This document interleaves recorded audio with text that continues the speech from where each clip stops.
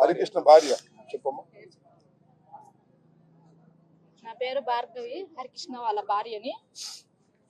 పొద్దున్నే 4 గంటలకు వచ్చి తీసుకొచ్చి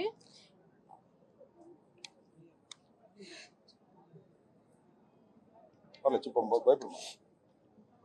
అరెస్ట్ వారెంట్ లేకుండా, పోలీసు వెహికల్ లేకుండా, కనీసం వాళ్ళు ఒంటి మీద యూనిఫామ్ లేకుండా తీసుకెళ్ళి పొద్దుగంటల 6 గంటలకు తీసుకెళ్ళిపోయి మధ్యాహ్నం 11, 2, 3 అయినా సరే చూపించలేదు నా భర్త. నాకు ఏమైందో కూడా తెలియదు. స్పృహ తప్పి పడిపోయాడు.